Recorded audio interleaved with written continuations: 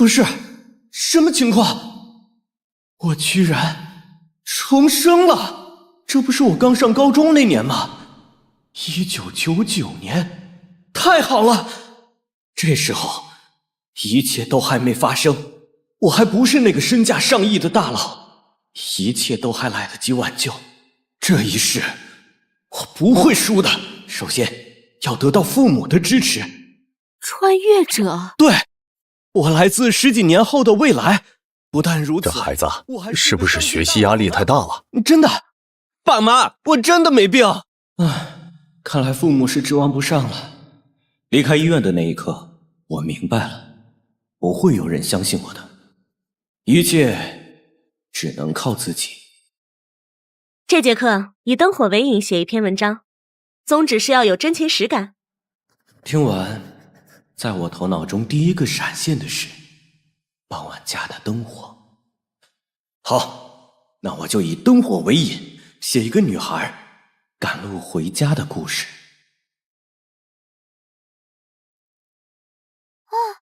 这写的也太好了吧！太感人了，宇文飞，你参加新概念作文大赛吧，一定能拿奖的。好。真以为新概念什么人都能参加，不自量力。吴秀，你永远都不会明白，在你看来，这只是一场作文比赛，而对于我，是改写命运的第一步。菲菲，11点了还不睡吗？哦，你先睡吧，我还得写一会儿。林老师，我的作文改好了。哦，是吗？我看看。也不知道能不能过关。宇文飞，看你的文风可不像一个16岁孩子写的文章啊。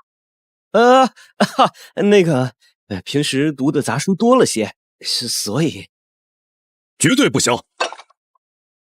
为什么不行啊？靠写作文能考上大学吗？你这是不务正业。不懂就不要乱说。作文获奖的话，可以保送名校的。菲菲，这点钱你拿着。妈，我不会辜负你的。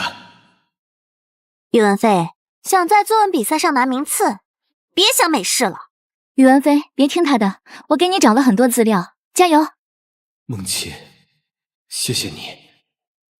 为了这个背影，今生我无怨无悔。这次是复赛，题目是时光，大家一定要好好审完题再写。老师，我写完了。天哪，我教学这么多年，从未见过如此精彩的文章。不可能，宇文飞不可能获奖的。吴秀，你真是太小瞧我了。宇文飞，你毕业后愿意来北大就读吗？我不服，凭什么他可以得奖，还能保送？宇文飞，我不服。吴秀，你哪里会知道我的志向？比赛结束了，但是我的生活却并不平静。唉，爸，什么事儿啊？这么愁眉苦脸的？唉，还不是因为单位的种子的事啊。最近收了大量麦种，急需晾晒和分装，然而却找不到临时工。即使单位已经开到了50元一天的价格，还是找不到。一天50块，这些活要是交给县一中那些体育生，正合适啊。他们家境不富裕，最渴望外快了。现在就行动，找表弟问问去。飞哥，怎么突然想起来我们学校啊？有好事找你。樱桃葫芦，从你们学校找30个人来干活，每人每天我可以给40，剩下10块我拿8块，你拿2块，怎么样？飞哥好啊，太好了！哎呀，真是多亏了你们呀，不然我真是头发都要愁白了。太爽了，每天都是500块啊！王金宝想的就是眼前这点收入，而我则看到了事物的另一面。信息差和人脉才是最原始的资本，这看似不起眼的中介费，实际上是我经商思维的一次演绎，也是我未来创业的第一桶金。有了创业资本，我立刻与本地企业家刘东取得了联系。我这个想法怎么样？我要做这个西关市场规范化项目，一旦盘活，预计收益可达5万元。合作愉快。合作愉快。等一下，不准收工！我们辛辛苦苦摆地摊，你们凭什么断了我们的财路啊？听说是个姓宇的让进市场的，把他揪出来，我打断他的腿。听说宇文飞还是个学生。是啊，一个大学生。文飞啊，我看算了吧。不可能！一旦退让，所有努力将付之东流。硬碰硬绝对不行。先让表弟去探听下消息。张三家住在哪儿啊？就住在西关39号。飞哥，带头人就住在前面。哼，稀客呀！等市场一建成，好摊位随你挑，前3月免租。那可太好了。收买摊主是第一步，宣传也要跟上。我找人发了篇新闻稿，很快引起全城热议。就这样，一边给摊贩们甜头，一边用舆论压力压得地头势力不敢冒头。小兄弟啊，还是你有办法。看着井然有序的市场，我深知我战胜的不是地头势力，而是用利益和规则击败了混乱与短视。这一实战教训远比任何商业理论都要深刻。实战不仅要能解决问题，更要有深刻的洞察。菜市场给我提供了稳定收入作为创业资本。这段时间我专心学习，和周梦琪的感情也慢慢升温。时光飞转，眼看高考就快到了。哇，宇文飞也太牛了吧！新概念1等奖的保送通知书哎！宇文飞保送名校，接着当天才作家，真好啊！就是。这种轻易到手的胜利，我不稀罕。清华经管，这才是我一直想去的地方。我需要那里的知识和人脉，去武装我未来的商业版图。干杯！干了！毕业快乐，前程似锦。未来，接着比呀。好啊。文飞，我……梦琪，怎么了？哎呀，都考上同城重点大学了，还皱着眉头。走，我对你有话说。我宇文飞想要趁着年轻建立起自己的商业帝国，成功了便会来找你，如果失败了，就当我是你的一个梦，好好幸福下去。母校啊，让我最后再看你一眼吧，我梦想开始的地方。现在我将带着第一桶金，将我心里的版图全面铺开，属于我的时代即将开启。刚进校园不能太高调，要多关注校园里层出不穷的创业大赛。这个团队既有明确的目标和计划，还能一步步扎实推进，看来是个有潜力的团队。钱要花在刀刃上，1、2万的资金投入就可以找到一个潜力团队。你这么投资是不是太轻率了？怎么全投给那些愣头青？据我看，潜力股才是最有创造力的。我相信自己的眼光。经过学生会评估试用，这个软件在功能和体验上都很出色。我们一致决定采购它作为学校的管理系统。我的眼光果然没错。恭喜，您的收益已到账。哇，他就是宇文飞！听说他很会投资啊。哎，你拍他干嘛？他谁啊？他可是宇文飞，很有名的。想找宇文飞的创业者，请在这里排队。这是我们团队的计划书，请您过目。在这片充满活力的大学土壤中，我已播下了希望的种子，并悄然构建起了属于我的人才雷达网。以后投什么，怎么投，全在我的掌握之中。我如愿参与了青年峰会的盛会，未曾想竟与故人重逢。那是我高中时期的同窗邓晓。宇文飞，真的是你啊！没想到咱俩在这儿遇上了。邓晓，我们得有好几年没见了吧？可不是，你上学时就总办厂里出牌，现在做投资也独树一帜，让人佩服。这位未来可是在麦肯锡混得风生水起的顶尖人才，虽然现在有点青涩，可浑身那股冲劲儿和才华是真亮眼。你就别在别处屈才了，来我这儿帮我吧。咱们一起做出一番实实在在的大事业，怎么样？我信得过你，尽管按你的想法来就行。就等你这句话了。何时开工？随时奉陪。邓晓的加入让我手握一张关键王牌。接下来要把各领域的精英都挖过来，搭建起高效人才架构。没问题。同时，我在学校网罗到一个技术超神的大牛，以及一位横扫千军的最强王者。现在，我的商业帝国的人才基石已经就位，接下来便让世界见证传奇登场。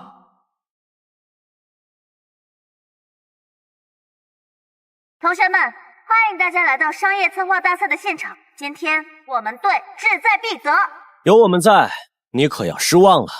太精彩了！完美的辩论，完美。宇文飞，你别得意，下次我一定赢你。好，随时奉陪。不过，赢家永远是我。臭美。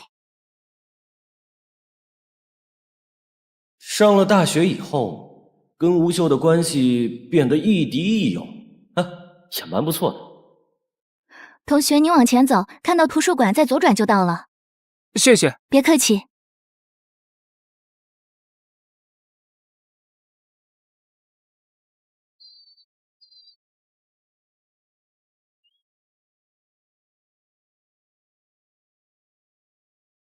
梦琪，宇文飞，这里没有别人，怎么不叫我小菲菲了？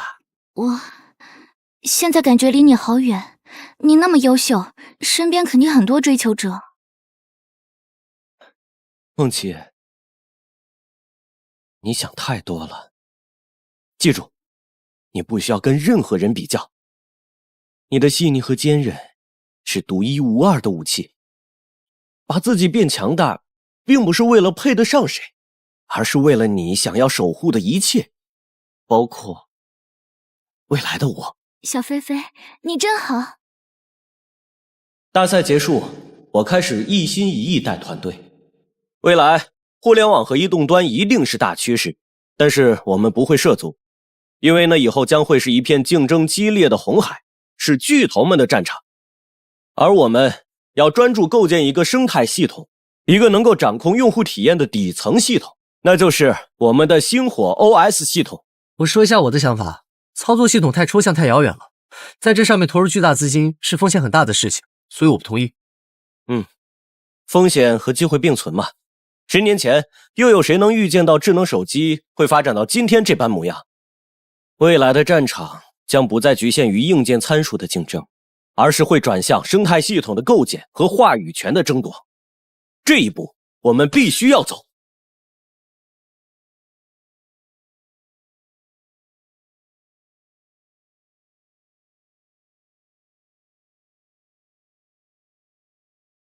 宇文飞，你们的执行能力很强嘛，但是要注意，这个项目是个吞金兽啊，并且几乎每一个环节都是要攻克的难题。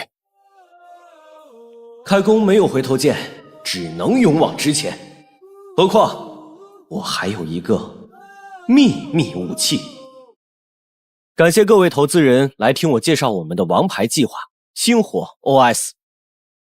这个计划从我上高中就有了雏形，大学期间我组建了团队，进一步完善。我们的计划立足于脚下，着眼于未来。有一个问题，如何抗衡安卓和 iOS 系统？盈利模式是什么？如何落地呢？用户增长曲线呢？各位，听我慢慢介绍。关于抗衡安卓和 iOS 的问题，我们考量如下。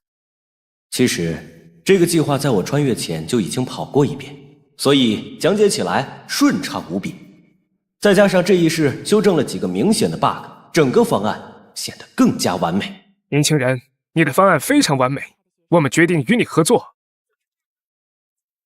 融资是一条不归路，但我相信星火的价值，在未来一定会大放光芒。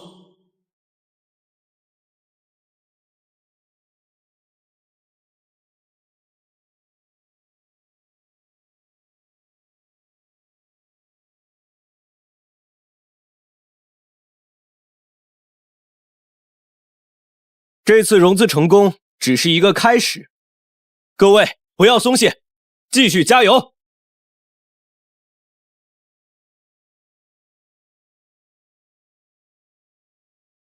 4个月后，星火 OS 诞生。万岁！终于成功了，太棒了！先别急，我们小范围测试一下。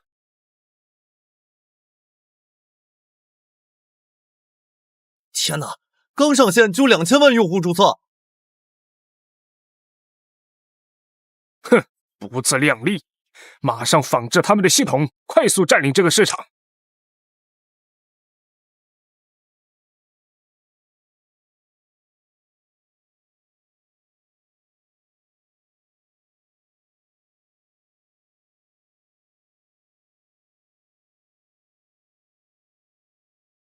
昙花一现的模仿者，这个星火真是不知天高地厚，连唐僧也敢模仿。我们居然成了模仿者，太无耻了！这个星火太不自量力了。就是啊，各位，不要气馁，我们目前要做的就是差异化。唐僧庞大臃肿，而我们机动灵活，这是我们的优势。我们要在细分的领域上打造极致的用户体验，绕过那些大厂不屑做的事情，弯道超车。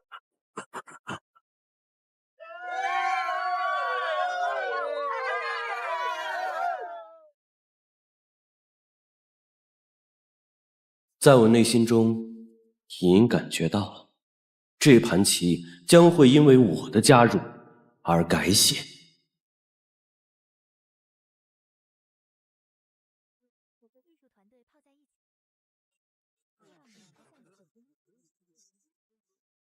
您好，这里是客户回访，客户意见汇总完毕。把所有的评论数据汇总过来，包括飞总的。好的，我这就去。所有人都在下场搜集数据，包括我。这盘棋，我必须赢！快看，我们的数据！天哪，太惊人了，一直在上涨。我们终于可以扬眉吐气了。这就是我们小企业的力量。哇，这个星火真的好用。是啊，体验超好。我要把它推荐给我的所有伙伴。比唐僧的人性化多了。强烈推荐下载啊！这只是我计划的第一步，未来更大的挑战还没到来呢。给我一点时间吧，让我们快速成长起来。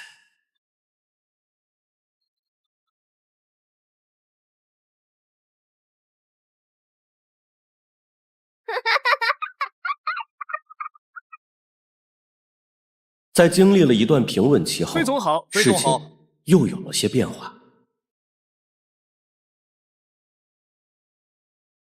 一场风暴正在悄然酝酿。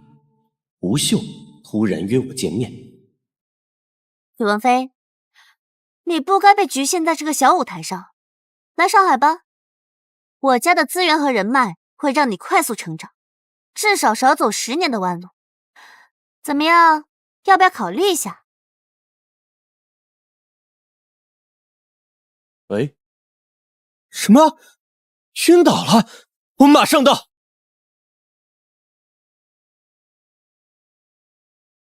梦琪，你没事吧？没事，就是加班累的，让你担心了。梦琪，都是我不好，最近忽略了你的情况。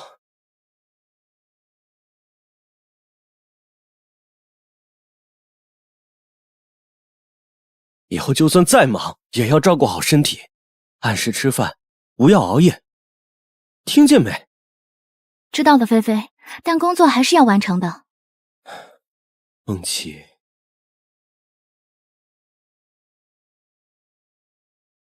宇文飞，希望你能认真考虑一下，我可以安排你见资本，希望你不要拒绝我。哼，资本的钱是那么好拿的吗？一切都是有代价的。但是有一点，公司的账户快要见底了，连续被投资机构拒绝，更是雪上加霜。3个月内，公司必须找到资金。各位，困难都是暂时的。费总，服务器再不续费，我们公司的电脑就是一堆废铁。总会有办法的。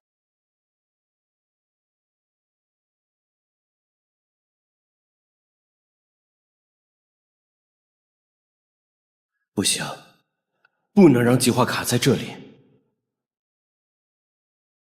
各位，我宣布一件事情：从明天开始，非核心项目暂停，管理层停薪，优先保障技术团队。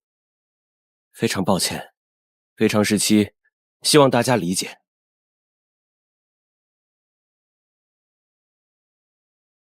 会议结束了，我陷入了自我怀疑当中。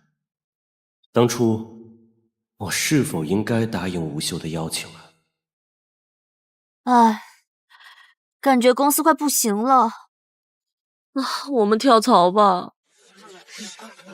唉，一筹莫展。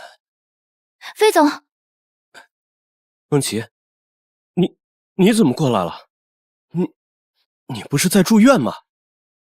你怎么跑过来了？我找到问题的关键了，快叫管理层来开会。大家看这份数据报表。听说有转机了，但愿吧。这是我做的用户画像，虽然我们的用户总量不如腾森，但我们高端用户的留存率是他们的3倍，这就是我们的突破口。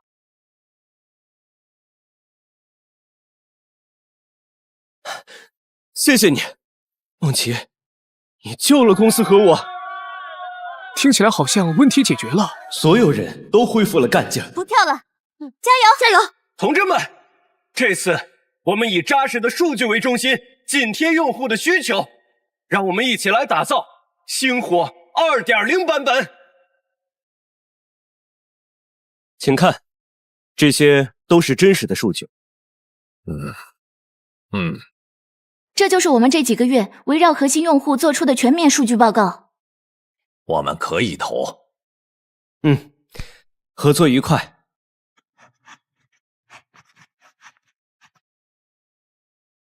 Yes， 终于渡过难关了。今天要好好庆祝一下。各位，先等等。战争才刚刚开始，大家不要着急庆功。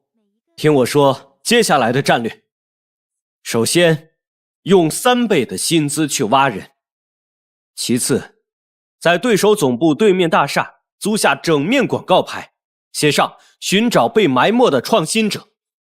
最后，要快速开启燎原计划，把 API 接口分享给第3方开发者。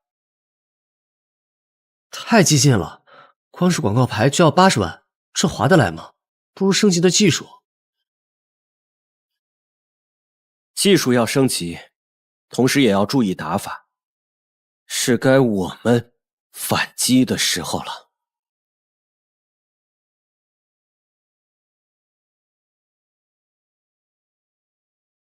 对手公司已经乱了。很好，工资可以涨到4倍，只要是顶尖人才，价格都可谈。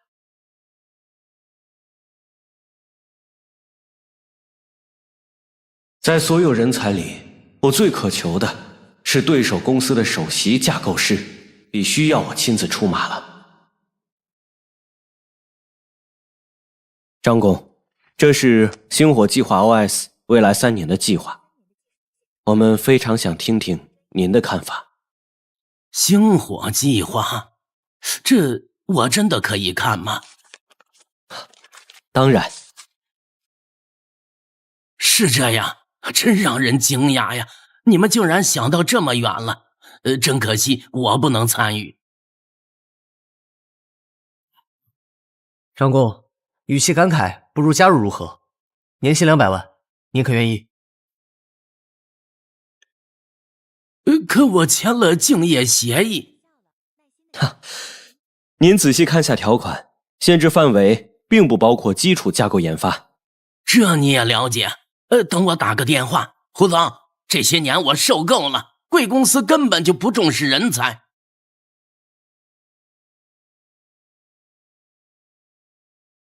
谈好了，明天到岗。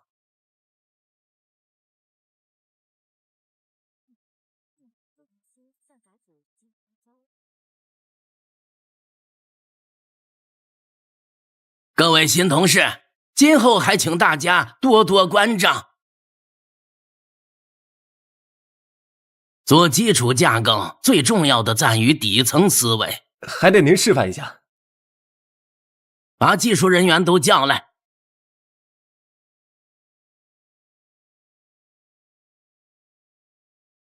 我们的工作效率还是低，这样与我们的对手根本没法抗衡。这个情况我有考虑，我已经有了布局。人才最恐惧的是什么？才华被埋没。所以我改了广告牌，这一招我憋了许久。同时我还打出了被对手抢注专利的工程师的名字。有人吗？我是对手公司的 UI 设计师，我要投诚。他们剽窃了我的交互方案。别急，说说你的方案。从 A 点到 B 点，中间绕过 F 点。这个方案可以在后天的峰会上展示出来。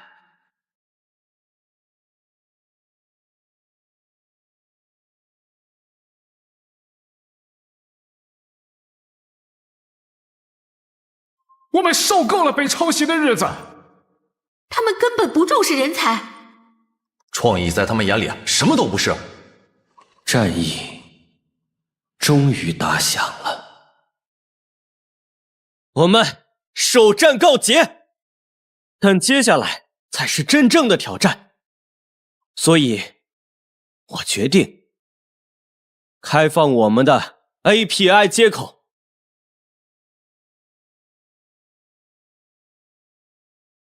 不会技术泄露吗？把我们的技术拿出去共享。我要把这个饼做大。我支持。好，就这么决定了。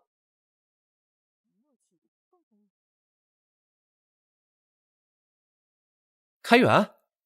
先做一插件试试。果然可以。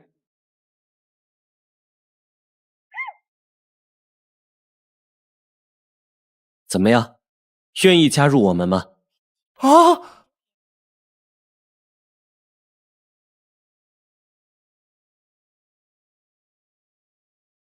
此消息一出，行业震动。飞总，火灵鸟公司宣布兼容咱们的星火了，他们带走了腾森30%的日活用户。论坛上关于星火生态的讨论热度直线上升，太棒了！飞总这招真是绝呀，直接动摇对手根基。这远远不够，下周该让市场部亮剑了。飞总，这是上次那个团队的报表，目前看还不错。哎，等等，这篇文章，这说的不是藤森吗？作者是吴秀，怎么回事？对藤森抄袭的事了如指掌，数据如此详实，到底什么情况？吴秀，大手笔啊！别忘了，我可是复旦新闻系的，这种报道是小菜一碟。那我就多谢了。各部门，我们再冲一波，把对手抢注的专利整理成专题，立刻上线。这样会不会太激进了？看讨论已经破100万了，这说明什么？行业苦抄袭久矣。快看啊，藤森的股价！我一路坐滑梯。吴秀的报道开始发酵了。内部消息，藤森要告我们侵权。终于狗急跳墙了，让法务部把准备好的材料发出去吧，是时候让他们付出代价了。不是吧？藤森起诉我们？太无耻了！公司怕是要赔死吧？哼，狗急跳墙，还好我早有准备。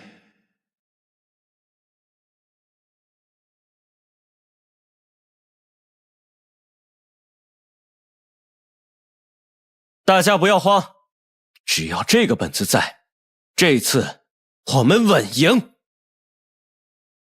星火科技律师，请出示证据。请看，这是我们技术总监3年前的研发记录。胡说！这创意明明是我们的。如果不服，请拿出有力的证据。休庭20分钟。哼，真巧啊！年轻人别太狂，咱们细水长流，做事不要太绝。是你们绝了创新者的路，也绝了行业发展的路。我们毫无悬念地赢了。与此同时，7家公司宣布停止与藤森的合作。他们的霸王条款，我早就受够了。我们不一样，我们始终把合作方的利益放在第一位。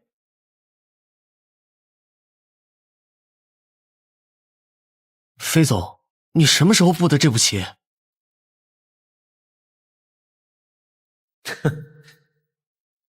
当然是上辈子。藤森的败诉引起业界再次震动。周三一开盘，藤森的股价暴跌。快看行业新闻！藤森股价暴跌吗？看到了。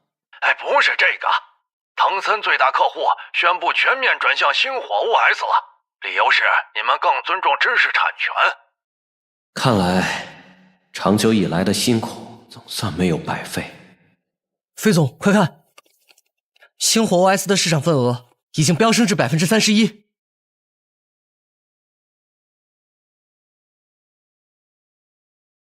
致全体同仁，今夜之后，行业由我们定义。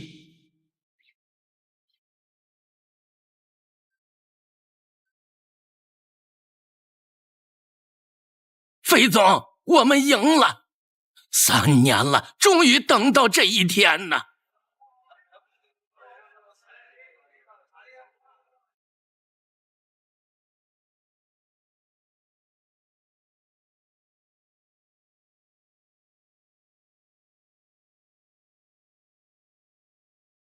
菲菲，我们赢了，我们终于熬到了这一天。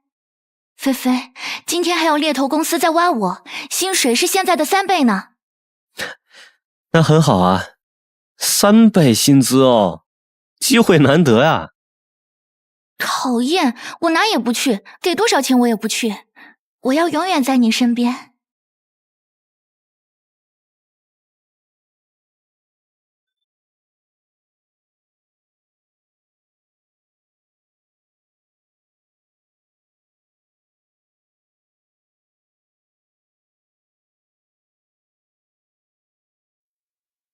邓晓，这么晚了，什么事啊？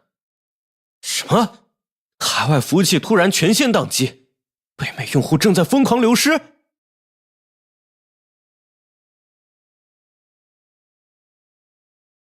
不是普通的技术故障，是遭到了分布式攻击，而且流量来源全在境外。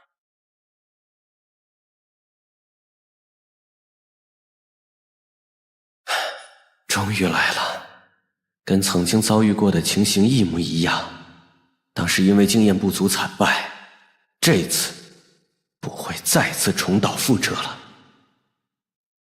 所有技术核心人员听我命令，立刻启动方舟计划，全线启动我们在海外秘密建立的备用服务器集群。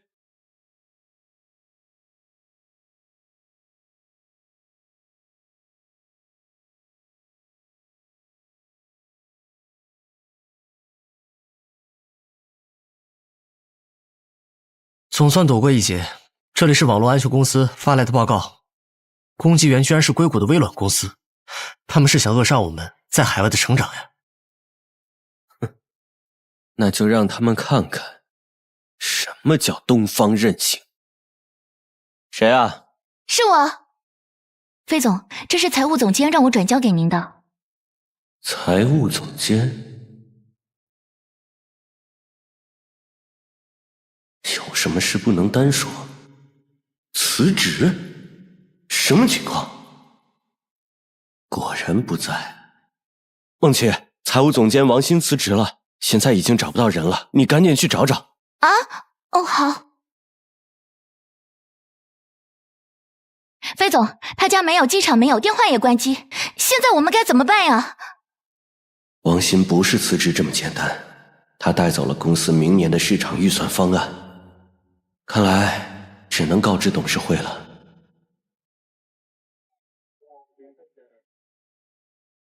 这不是辞职，这是背叛，必须立即起诉，维护公司权益。大家先别急，我相信财务总监不会做出这种事的。好吧，就再给他1天时间，我们相信你的眼光。以我对王鑫的了解，他绝不是那样的人。究竟出了什么事呢？想起来了，有个地方还没找。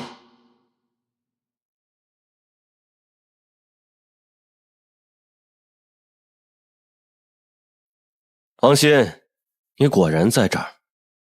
说吧，究竟怎么回事？他们绑架了我女儿，让我当商业间谍，我没办法才……我明白了。明天照常上班，我们一起面对。情况就是这样，我们给他们来个将计就计。感谢飞总的信任。一份虚假的预算方案流向了我们的竞争对手，成功女儿也安全回来了。3天后，我们突然开新闻发布会。这次不一样，我们更新了预算方案和全新的加密协议，比以往更高级。他们到底在搞什么呀？这跟资料里的不符啊！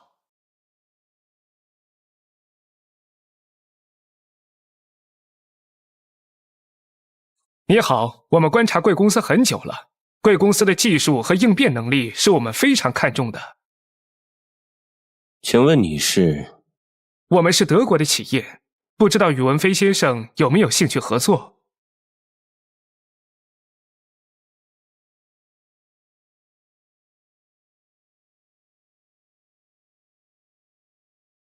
感谢宇文飞先生的到来，那么我们废话不多说，直接聊合作吧。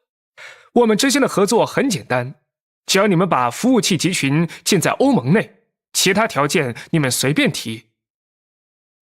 这么做不等于把自己的命根子交到了别人手里？可以，条件是技术标准必须由我们双方共同定制。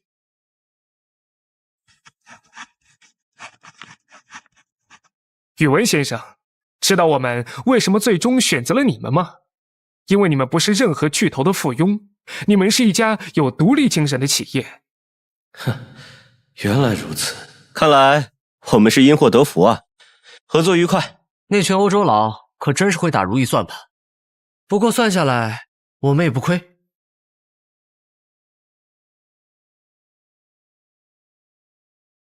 看呐，欧洲市场潜力巨大，商机无限呀！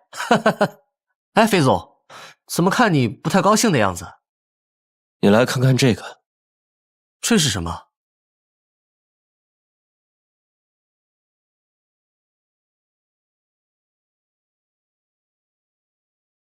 我计划在3年里把我们的核心算法逐步开源。什么？你疯了？这会让我们失去技术壁垒。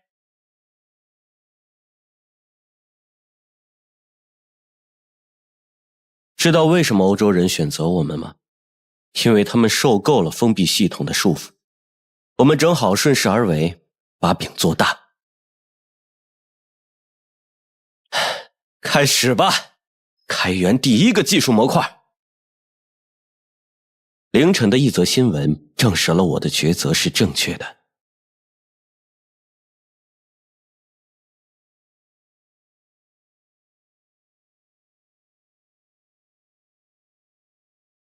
飞总，飞总，好消息，有北欧初创公司用我们的开源代码开发出了残疾人辅助工具。太好了，直接证明我们的代码靠谱。7天后，来自硅谷的邮件，要并购我们。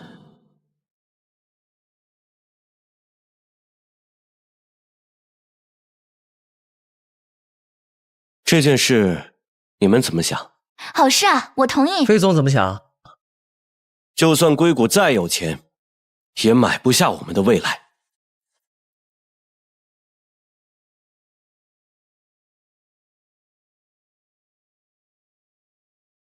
明天，我就让他们看看我们的决心。开源一直是我们的理念，同时在这里，我对全球5大实验室发出诚挚的邀请，邀请他们共同主导技术的未来演进。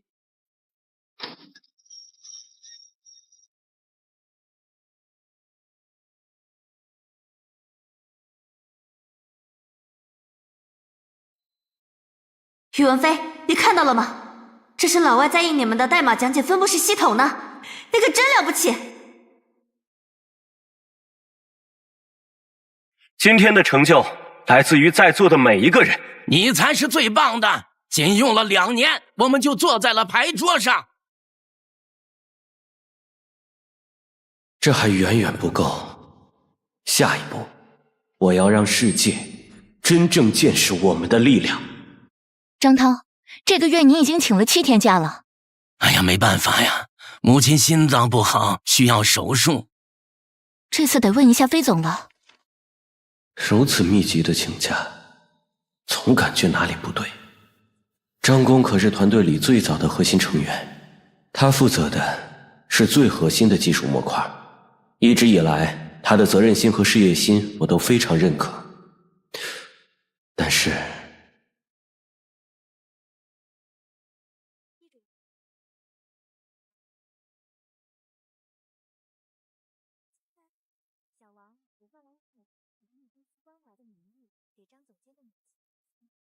以公司的名义去医院慰问张工的家属，你是这么安排的？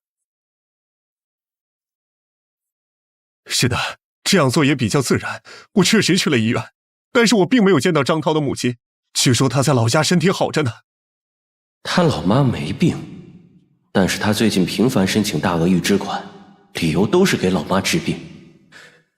他究竟有什么目的？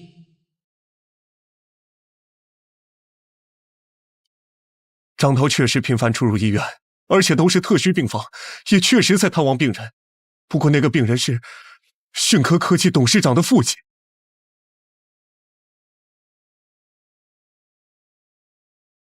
这天，张涛又要请假。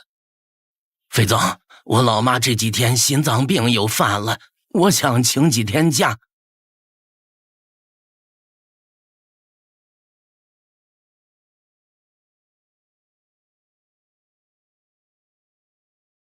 总裁，请您看这张图纸。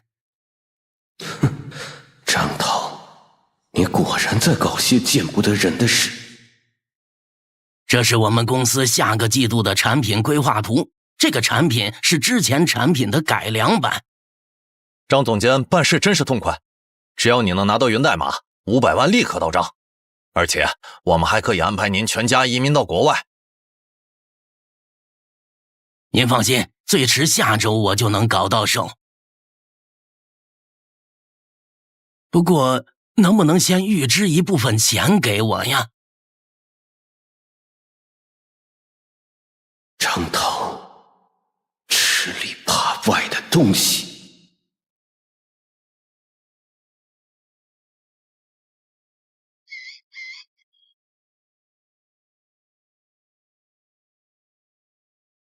封存所有张涛经手的项目，彻查此事。老大，3个项目的源代码被篡改，这会给公司留下巨大隐患。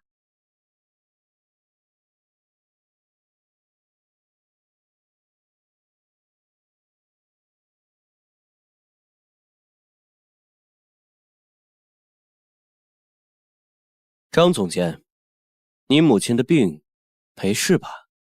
费总，这么晚了还在加班啊？我问你，你母亲的病怎么样了？好多了。多谢费总关心。还在装？不如你先看看这个，再回答不迟。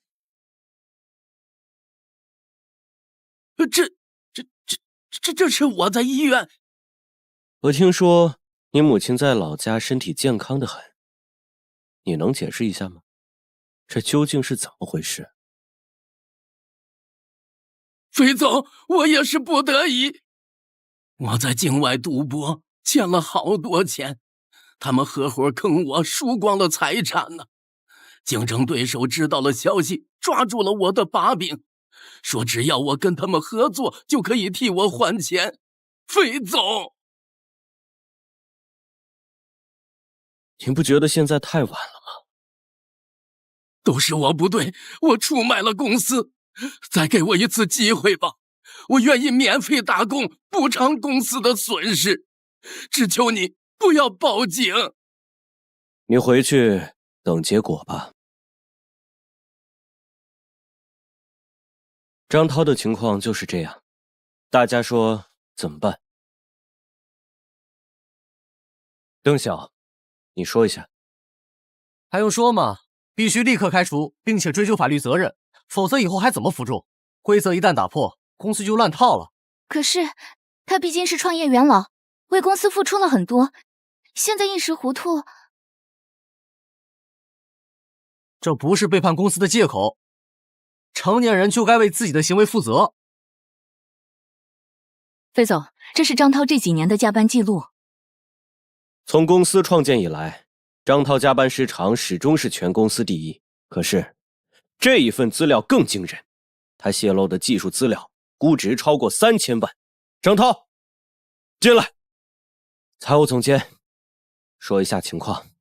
直接损失800万，间接损失难以估量。更严重的是，我们的核心技术优势可能会因此丧失。不止如此，他还想挖走整个算法团队。如果他真的得逞了，我们的损失就不止这些。都是我不好啊，我愿意赔偿所有损失，只求不要让我坐牢。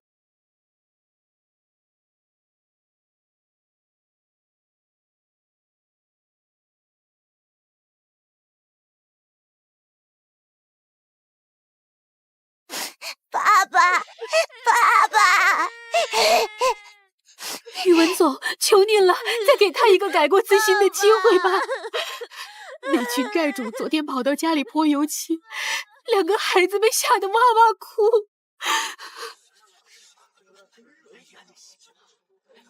这都不能成为理由。保安，先安排他们去隔壁休息一下。张涛，你连自己的家人都保护不好，还妄想什么将功补过？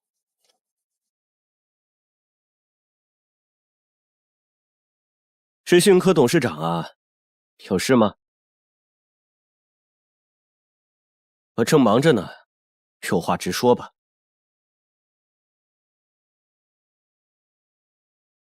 张涛已经把你们的代码都泄露给我们了，你们现在已经不值什么钱了。他撒谎啊！我给的代码都是做过手脚的，根本就不能用。啊！哼，我早就预料到他们要过河拆桥，所以在交付的代码里精心埋下了陷阱。只要他们敢用，系统3天内就会彻底崩溃。但这一切都需要验证。技术团队对代码紧急检测。技术团队开始了紧张的测试。整个工作区只能听见键盘的噼里啪啦声，所有人的心都悬着。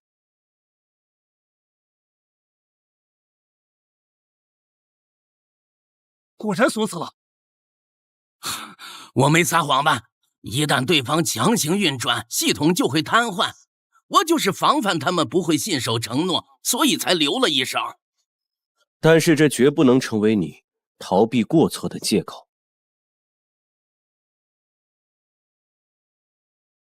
所以，飞总，你的想法是免除张涛的一切职务，5年内禁止他从事同类行业。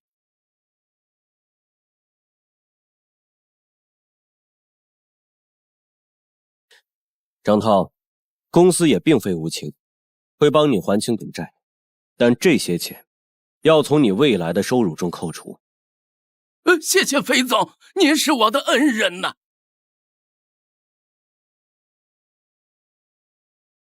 通过这次危机，我们也要吸取教训。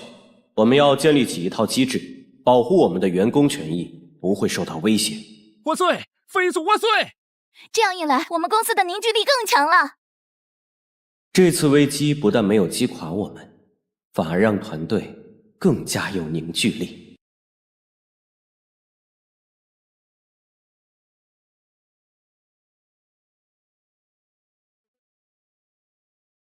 我们的数据遭到了泄露，我们要求立即终止合同。什么？怎么会这样？我马上去公司处理。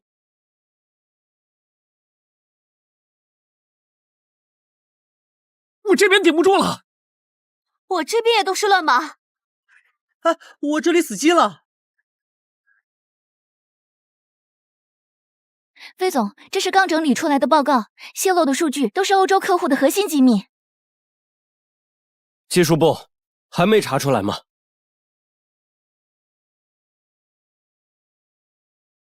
数据是从一个特殊加密通道泄露出去的，这个加密通道在李总负责的模块里。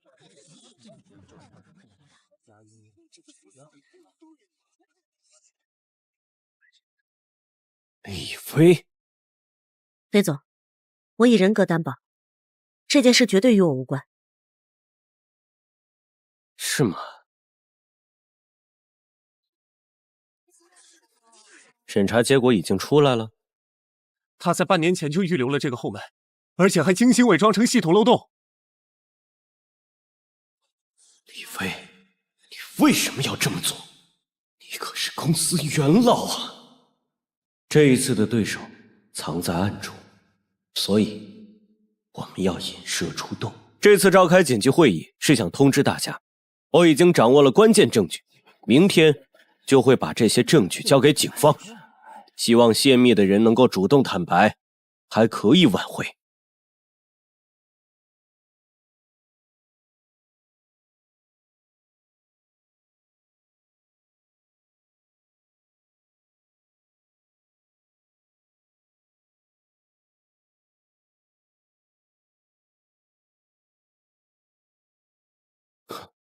李飞，果然是你。宇文总，你还有什么话说？你不是用你的人格担保吗？你的人格呢？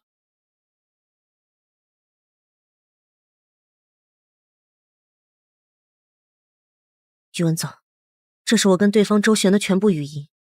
我其实早就料到会有这一天，所以暗中保留了证据。他们不仅让我窃取数据，还让我安装木马，关键时刻摧毁公司。为什么要做这种事？他们绑架了我妹妹。李薇的行为不可原谅，但我对她的遭遇表示同情。商场如战场，每一次交锋都是生死搏杀。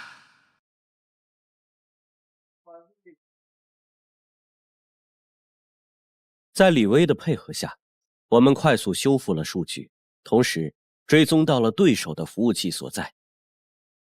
技术团队连夜开发出一套高针对性的防护系统，同时向对方服务器发出了精心设计的虚假数据。飞总好一招瞒天过海。对于这次数据泄露事件，我们首次官方予以澄清，这完全是一次内部演习。我们升级了防护系统，比以往更加安全，所以大家可以放心下单，绝对有保障。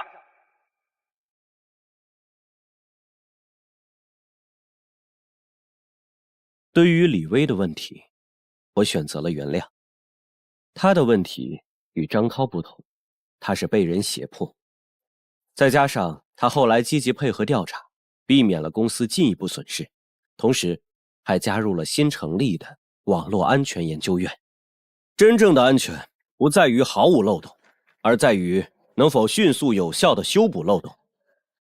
这场危机让我们意识到，必须要建立更完善的内控系统，所以我们要引入第三方安全审计，并建立员工心理健康安全系统。飞总，棒！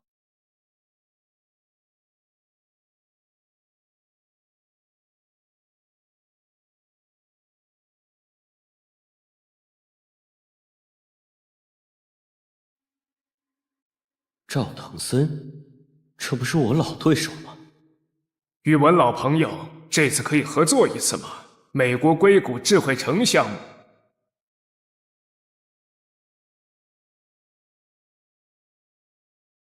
果然那句话说的没错，没有永远的敌人，只有永远的利益。老朋友，很荣幸能跟您合作。3天后，硅谷见。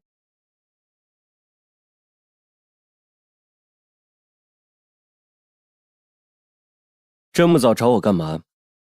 与赵腾森合作？他们去年还挖我们的技术团队，这不是与虎谋皮吗？费总，您看数据，腾森资金紧张，可能想借我们技术渡过难关。这次硅谷的项目要求竞标方在美国有成功案例，而腾森3年前恰好完成了旧金山项目。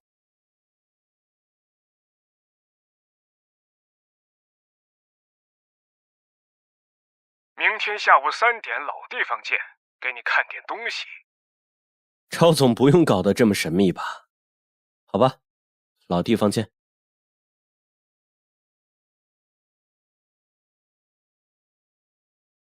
与虎谋皮的事我不会做，那是找死。但是与狼共舞倒是可以试试。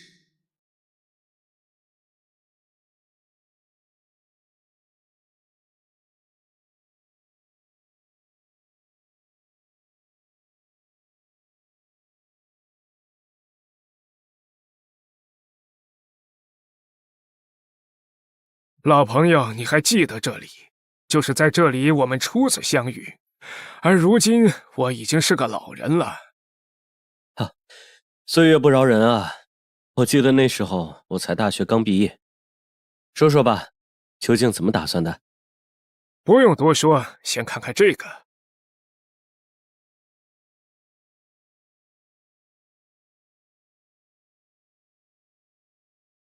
白宫。这个项目背后有着白宫的背景，一旦中标，就等于进入了美国核心基建项目。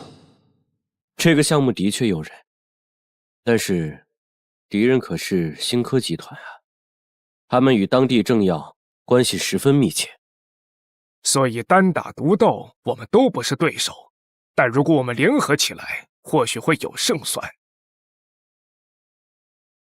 孟琪。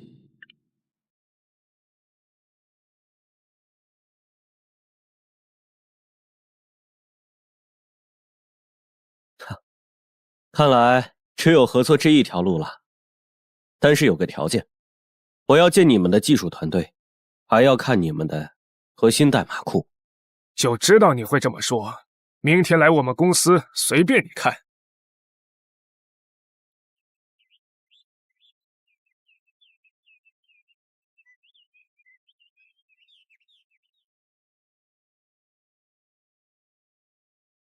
宇文总，恭候多时了，请吧。为了表示我们的诚意，向宇文团队开放我们所有的权限。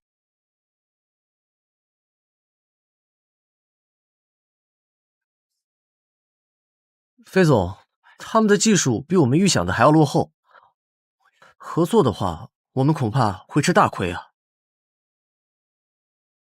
没想到，响当当的腾森，也就是表面光鲜。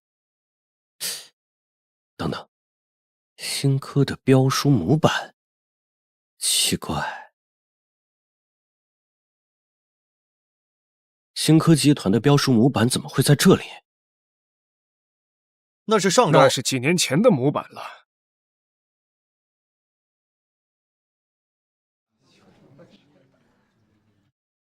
今天的这份新科标书模板，大家怎么看？哼，这是藤森和新科给咱们设下的局。对啊，千万不能上当。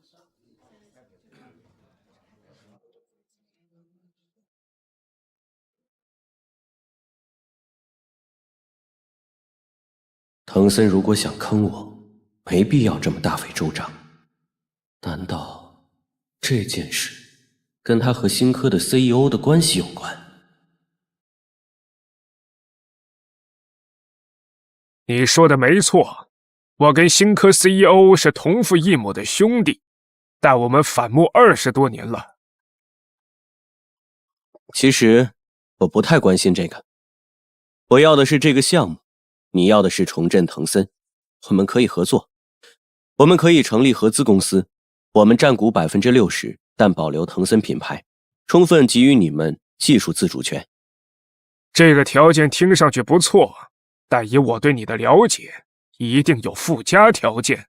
你要亲自带队，还要把你的小儿子接去圣何塞上学。你连我儿子考斯坦福的事都知道。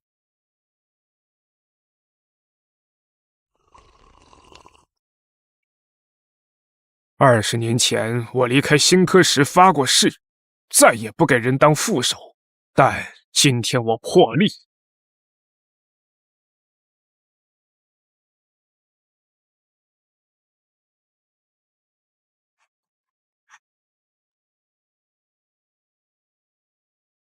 请允许我介绍几位老伙计，当年长城计划的核心成员，我用了10年才把他们找回来。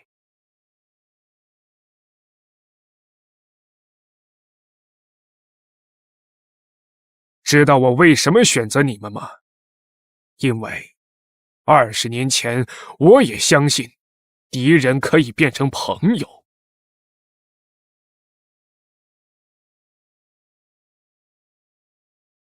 此会议，我想宣布一个决定：我们的星火研究院未来5年的预算是100亿。啊！100亿！天哪！飞总疯了吗？我们刚实现季度盈利，这笔投入会让未来3年都实现亏损一谈。100亿，这简直是疯狂之日！去年研发投入才30亿，如今竟要翻3倍，这些钱能够收购多少优质资产啊！把窗帘拉上。好。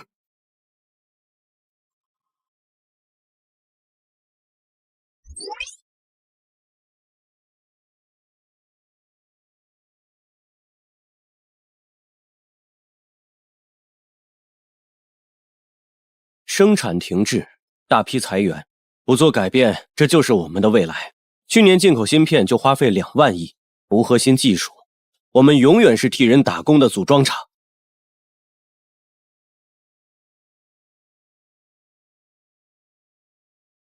飞总，这是我调查的数据，目前全球芯片市场被3大巨头垄断，此时入局并非最佳。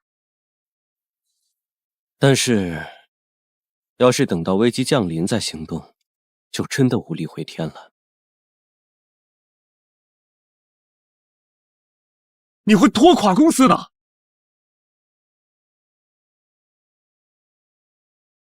我知道这一步很艰难，但我们必须走。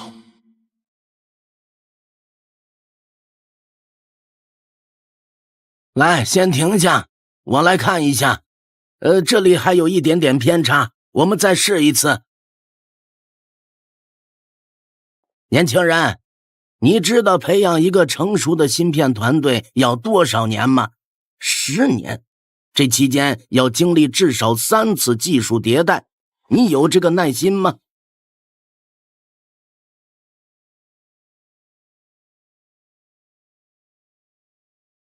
教授，请过目。这是我的决心。一个人全部资产担保，每年投入不低于20亿，周期不少于30年。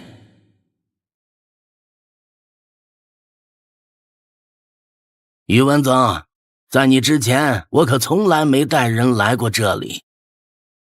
天哪，这位是失踪多年的半导体鬼才张维年，这位是量子力学的元老级科学家贾学真。原来这些高级人才都在这里。回国后，我就收到了3家国际芯片巨头的律师函，指控我们系统性恶意挖角。更棘手的是，在签约仪式前2小时，华裔专家李明宇突然失联。当晚，我收到加密邮件，专家被囚禁，我被威胁了。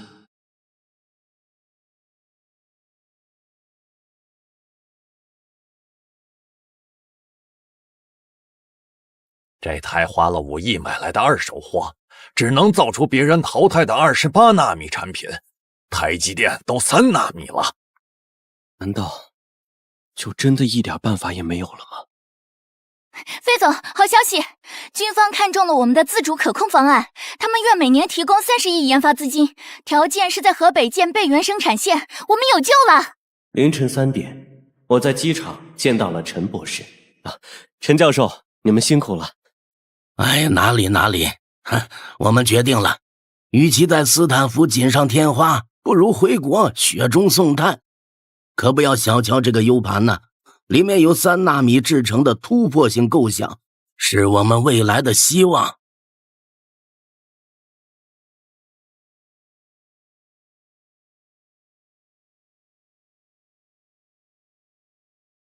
烛龙计划，名字取自《山海经》，烛龙睁眼为昼，闭眼为夜，象征着以自身光芒照亮幽暗，为后来者指引方向。我宣布，烛龙计划正式开启。就是这块芯片，这是我父亲1962年设计的首个国产芯片标识。这么多年，我们终于回来了。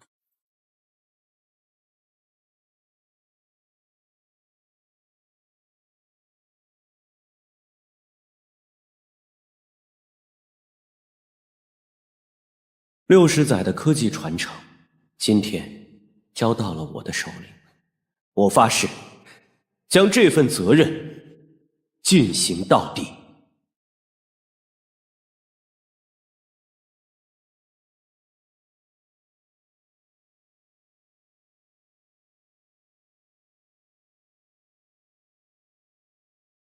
腾讯硅谷项目进度滞后40%。核心工程师流失大半，看来滕森这个家伙在搞小动作。以为我宇文飞还是当年的毛头小子吗？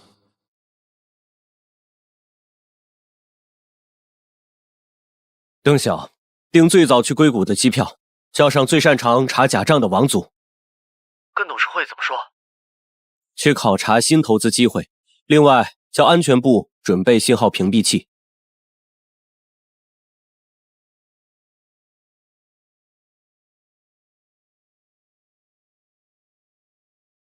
滕森提交的数据完美的离谱，进度总是98%或99%，预算支出精确，代码提交记录也整齐的过分。太完美了本身就是问题，刚合作，以前又是对手，怎么可能如此顺畅完美？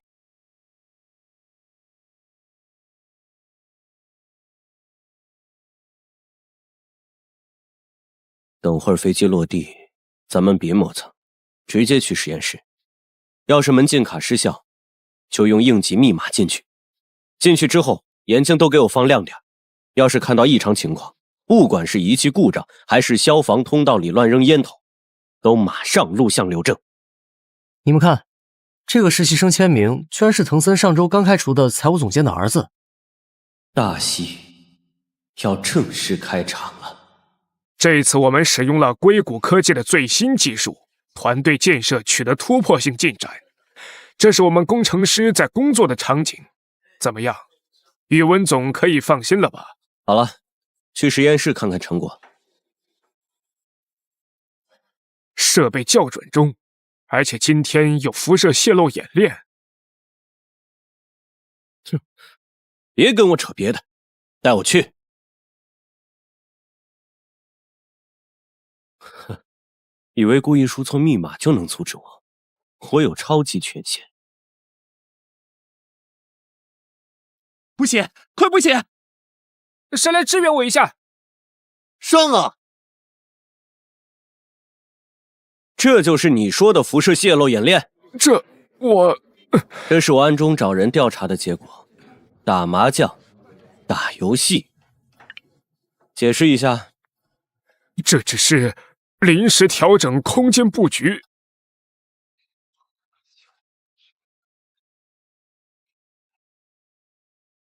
3个月烧掉2亿，实际进度为0，这就是你说的正常。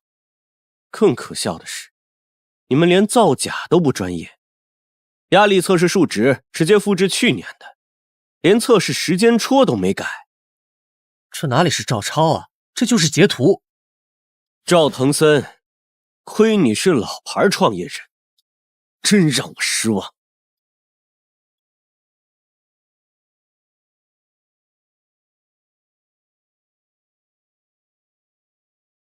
我宣布，联合项目组就此解散。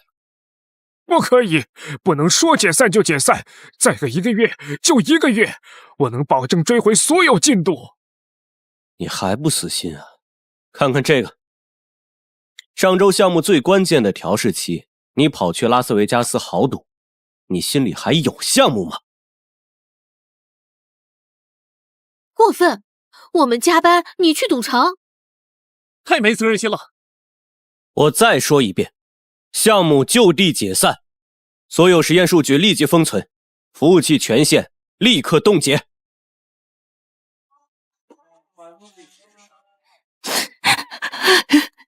怎么了这是？啊！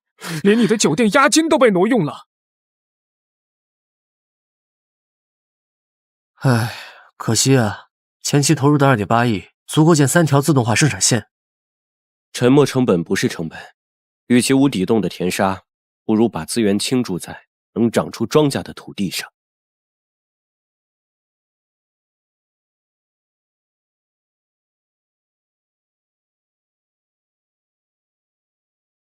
宇文总，这是我们的3维全息简报，28纳米制成的烛龙1号，良品率突破90%。这才值得让我们赴汤蹈火。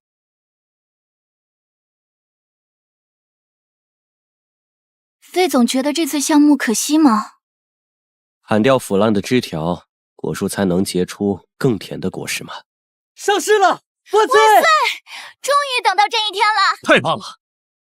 许多人以为上市是终点，而在我看来，这是另一个起点。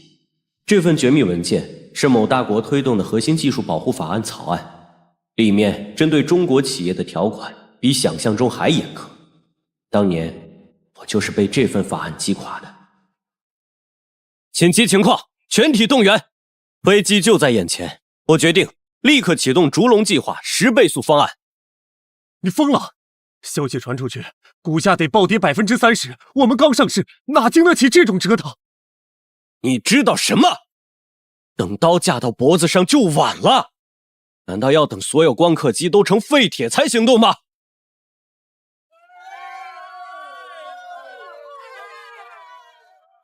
贝莱德和先锋发来警告，若启动计划，他们就抛售股票。上一世，我就是行动晚了。为了一个芯片，我在硅谷跪了3天。这一世，我绝不允许历史重演。费总，张工、李工、王工同时辞职，猎头开出3倍薪资。启动特别股权激励计划，把我在瑞士银行的债券质押，一定要留下火种。什么？你疯了吧？把80%的上市募资投入芯片研发，这是自杀行为！宇文飞，你怎么闹都行，但我绝不会陪你疯。你这是要把千亿市值一把火烧掉吗？先别急，我给大家展示几个场景。芯片断供，停滞的生产线，工人全部失业。如果不及时抢救，这就是我们公司的未来。飞总说的没错，刚得到的消息，科瑞正在游说美国商务部将我们列入实体清单。启动董事长特别程序，大家投票。哼，你们玩吧。宇文总，您看这个，光刻芯片。1985年，我去日本偷师，他们防范极严，连厕所都不让进。这枚芯片见证了我们当年的屈辱，这次我陪你一起闯。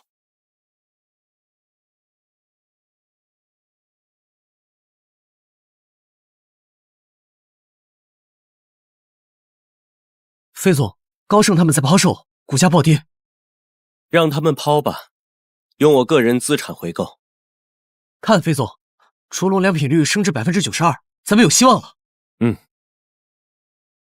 下一步，我们要应对即将到来的技术封锁，是该启动种子计划了。3个月内，在瑞士、新加坡、巴西建立起秘密研发中心，核心数据用量子加密后分布存储，每个节点设有自毁程序。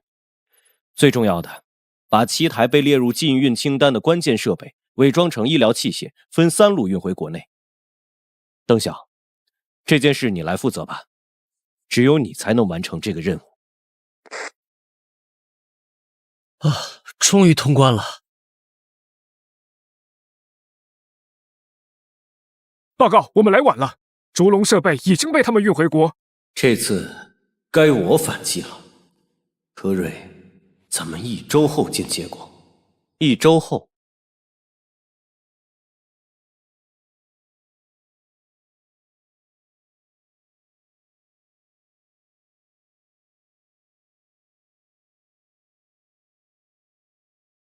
我们这次的芯片 2.0 实现了技术突破，请看大屏幕。怎么情况？怎么蓝屏了？收到不明程序攻击。结果很明显，科瑞芯片的 2.0 就是一个骗局。真正的战争，在敌人发觉前就已经结束了。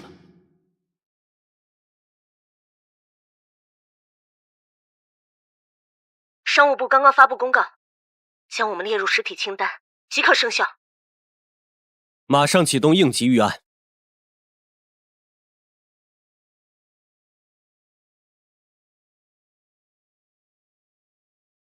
这场风暴比梦中提前了整整1年，不仅高端光刻机被禁，连基础设计软件、晶圆原料都被列入限制。最致命的是操作系统层面。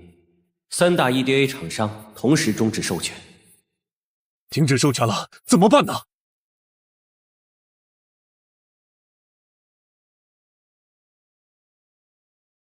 坏消息，应用材料、范林、科磊全部发来终止函，连荷兰那家供应超纯水的企业都说要遵守禁令。开启全球紧急会议。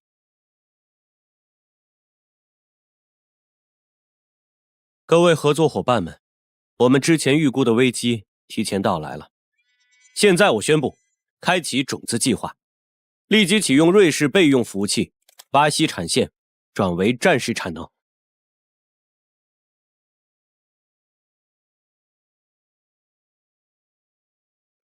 那我们现在是否要暂停客户订单？所有业务照常运转。我们要让世界看看什么叫压不垮的中国脊梁。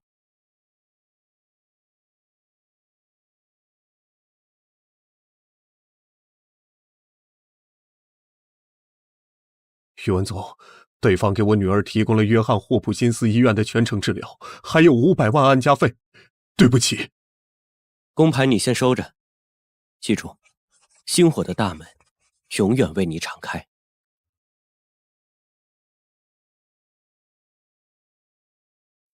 飞总，这已经是本月第7个核心研发了，要不要启动禁烟限制？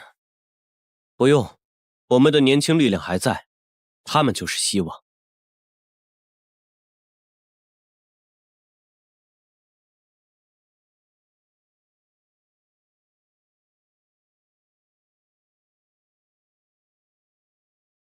放弃烛龙，否则你们到底是什么人？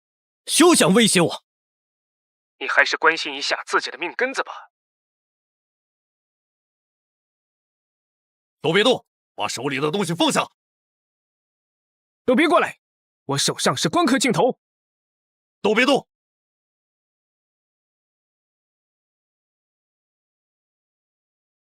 蛇形纹身，境外雇佣兵的标记。损失超过3亿。哪怕是30亿、300亿，我也要把芯片做出来。宇文总，我们的实验室被人砸了，连我们的光刻机都被破坏了。最快要多久才能修好？2周。距离全球产品发布只剩3天，本来想带着新的芯片亮相，肯定来不及了。等等，如果用等离子蚀刻代替传统工艺，也许能行。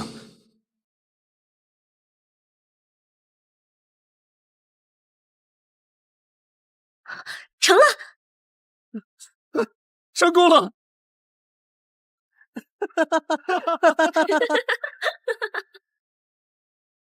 我们要做的是千秋万代的事，是为国争光的事。请看，这是我们的项目进展数据，我们一直在进步。请看，这是我们的车间，目前我们已经初步实现了第1代产品的量化生产。哇，这就是我们国家自己的芯片呀！感谢对手让我们知道，中国人的创新基因里刻着愈挫愈勇4个字。费总，艾伦发来收购邀约。哟，金额是市值的5倍呢。不过，只能抱歉了。星火2字，千金不卖。可是这样只能招来更猛烈的打压。我们已经宣战了，就没有弹劾的可能。这一仗，必须赢。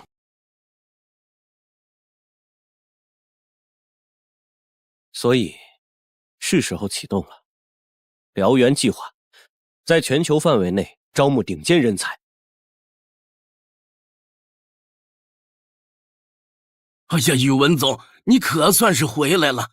我们被骗了，对方根本就不是要搞研发，只是想窃取我们的技术，然后就把我们软禁起来。欢迎回家，这是新实验室的密钥卡，收好。与此同时，欧盟的反垄断调查通知如雪片般飞来。周梦琪连夜飞往布鲁塞尔，带着我们3年来精心准备的合规材料，应对审查委员严苛的质疑。对于德国代表质疑的倾销问题，我这里有一组数据。对于法国代表提出的技术安全问题，我们可以现场演示。令人震惊，中国科技企业已经具备如此成熟的全球治理能力。今年的一匹黑马星火科技夺得全球市场份额第3。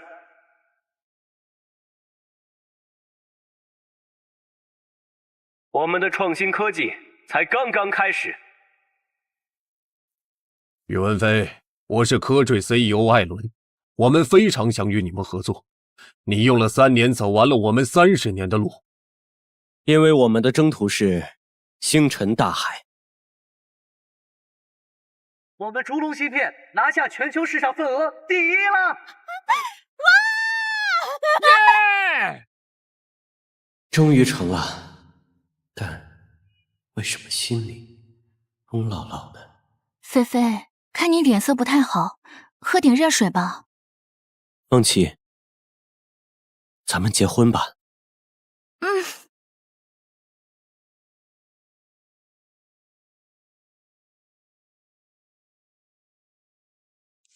怎么搞的？庆功宴上胃病犯了呀？哎，这是2018年，我和梦琪一起去看电影的票根。不知为什么，这几天心神不宁的，总是梦到童年。你这是结婚恐惧症？说什么呢？我跟梦琪这么多年了，我怕什么？阿姨，阿姨，病人目前的情况很危险，需要马上签字做手术。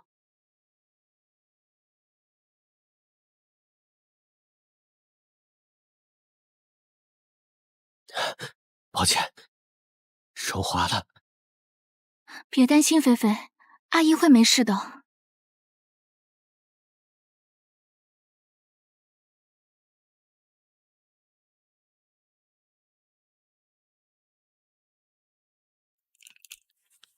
婚礼准备的怎么样了？啊，差不多了，婚纱已经订完了。生意那边还好吧？还好，基本上走上正轨了。你妈呀，总把手机搁灶台上，炒菜时都忍不住看一眼，说怕接不到你电话。上周做菜的时候还给你拍了张照片。而我只回了这一句。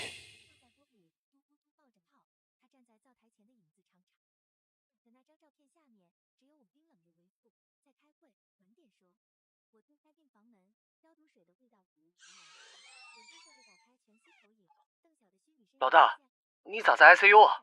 华尔街那边……我打算交出管理权。董事会不会同意的，星火不能没有你，那些医院还等着我们供货呢。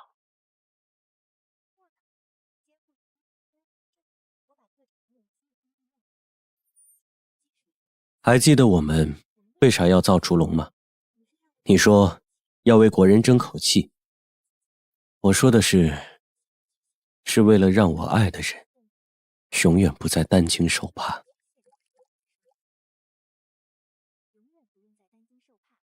我和梦琪决定在医院办一场特别的婚礼。虽然母亲一直昏迷，但我相信她一定能看到。周梦琪，你愿意嫁给宇文飞吗？无论贫穷富有，永不分离。我愿意。宇文飞，你愿意娶周梦琪吗？无论贫穷与富有，永不分离。爸，这车我给您订的，您上手开一下试试。30年前我接你妈过门，那辆二手夏利在芦苇荡边熄了3次火，后来索性不开了，我们一直坐在河边看着太阳西沉。转眼30年了，时间过得真快。很快梦琪就有了宝宝，我的战场也由芯片变成了育儿。菲菲，他在踢我呢。哎，真的，看来是个喜欢运动的小家伙。妈妈出院那天，我把烛龙之父的奖杯放进了保险箱。小飞啊，停一下，我给你妈买点糖炒栗子。从年轻时就喜欢吃这一口，老了还是一点没变。看到这一幕，我突然被暖到了。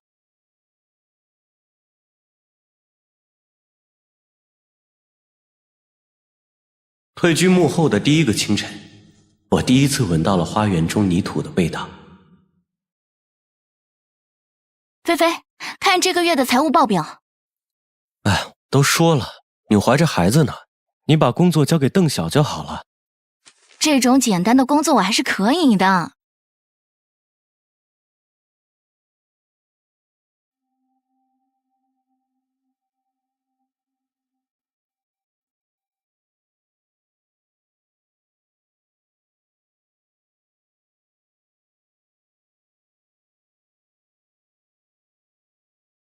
科尔那边联合3家大公司故意压价。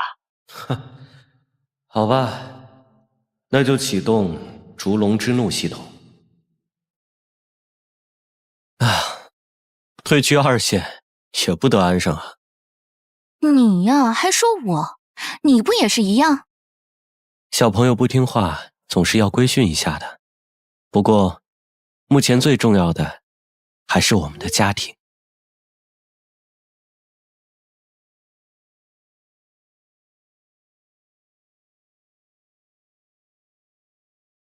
菲菲，推我到紫藤架下待一会儿，好的。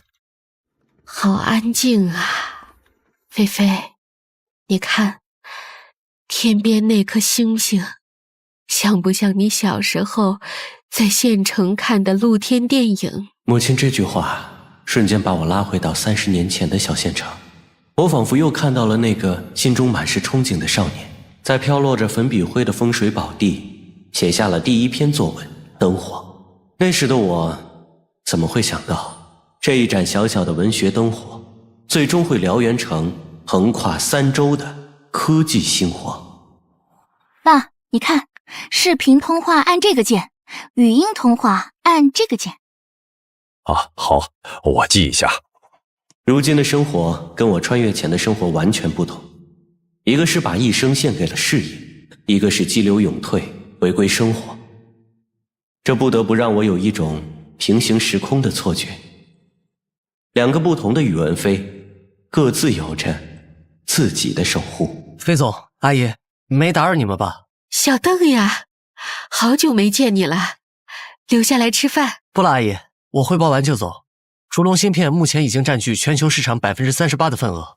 邓晓的财报在耳边渐渐模糊，我的思绪又飘到了从前。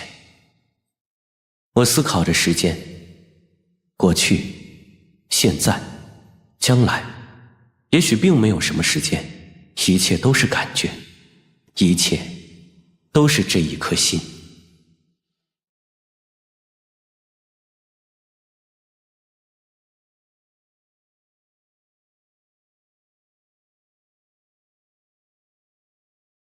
菲菲，你看看这个。我上学的作文简报，30年了，你还留着呢？怎么舍得扔呢？